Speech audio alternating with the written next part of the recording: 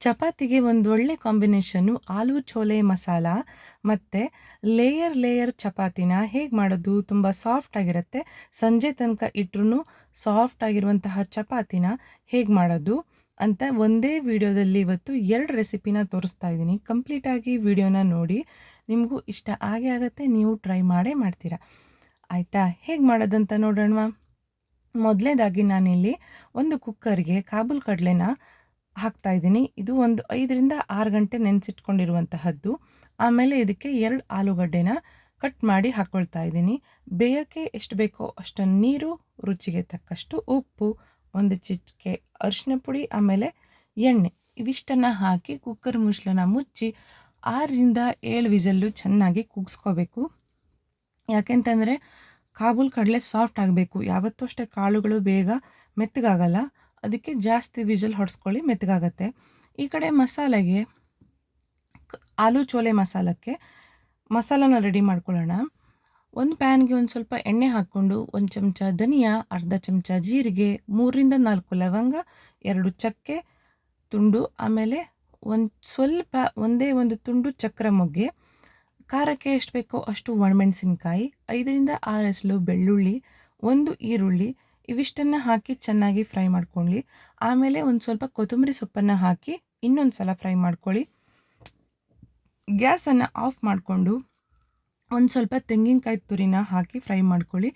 ಲಾಸ್ಟಲ್ಲಿ ಒಂದು ಚಿಟಿಕೆ ಅರಿಶಿನ, ಇವಿಷ್ಟನ್ನು ಹಾಕಿ ಮಿಕ್ಸ್ ಮಾಡಿಕೊಂಡು ಅದು ತಣ್ಣಗಾಗೋಕ್ಕೆ ಬಿಡೋಣ.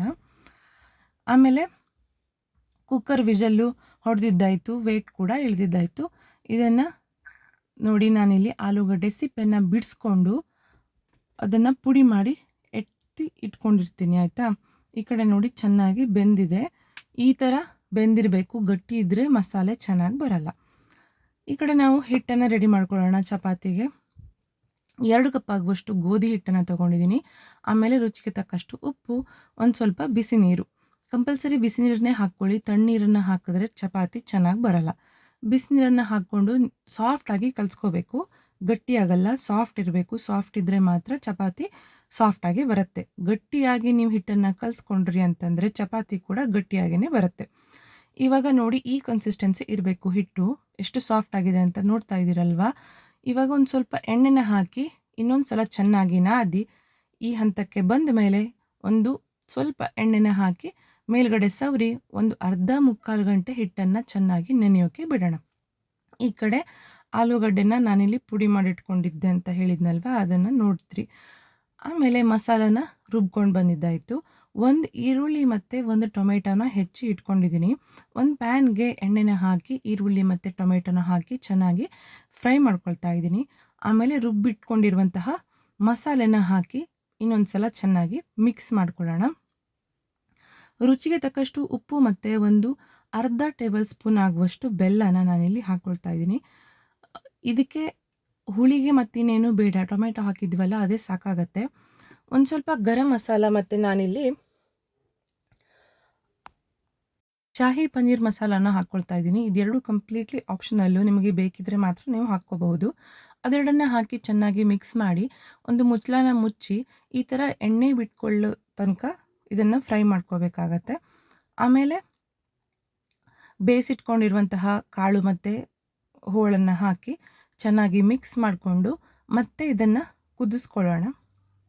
ಒಂದು 10 ನಿಮಿಷ ಮುಚ್ಚಳ ಮುಚ್ಚಿ ಚೆನ್ನಾಗಿ ಕುದಿಬೇಕು. ಇದು ಕುದ್ದಷ್ಟು ಗ್ರೇವಿ ಚೆನ್ನಾಗಿ ಟೇಸ್ಟ್ ಬರುತ್ತೆ. ಆಮೇಲೆ ಕೊತ್ತಂಬರಿ ಸೊಪ್ಪನ್ನು ಹಾಕಿ ಇನ್ನೊಂದು ಸಲ ಕುದಿಸ್ಕೊಳ್ಳೋಣ. ಇನ್ನೊಂದು 5 ನಿಮಿಷ ಕುದಿಸ್ಕೊಂಡ್ರೆ ಸಾಕು.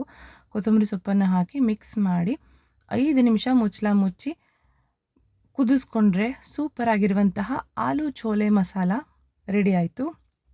ಇದನ್ನು ಚಪಾತಿ ಮತ್ತು ಪರೋಟ, ಪೂರಿ ಜೊತೆ ಸವಿಬಹುದು. ತುಂಬಾ ಚೆನ್ನಾಗಿರುತ್ತೆ. ಈ ಕನ್ಸಿಸ್ಟೆನ್ಸಿ ಇರಬೇಕು. ಆಯಿತಾ?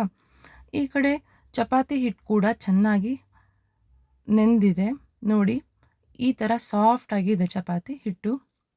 ಇದನ್ನು ಇನ್ನೊಂದು ಸಲ ಚೆನ್ನಾಗಿ ನಾದಿಕೊಂಡು ನಿಮಗೆ ಬೇಕಾದ ಆಕಾರಕ್ಕೆ ಉಂಡೆನ ಮಾಡಿಕೊಂಡು ಗೋಧಿ ಹಿಟ್ಟಲ್ಲಿ ಉಂಡೆನ ಅದ್ದುಕೊಂಡು ಲಟ್ಸ್ಕೊಳ್ಳೋಣ. ಚಪಾತಿಗೆ ಸ್ವಲ್ಪ ಎಣ್ಣೆ ಜಾಸ್ತಿ ಬೇಕು.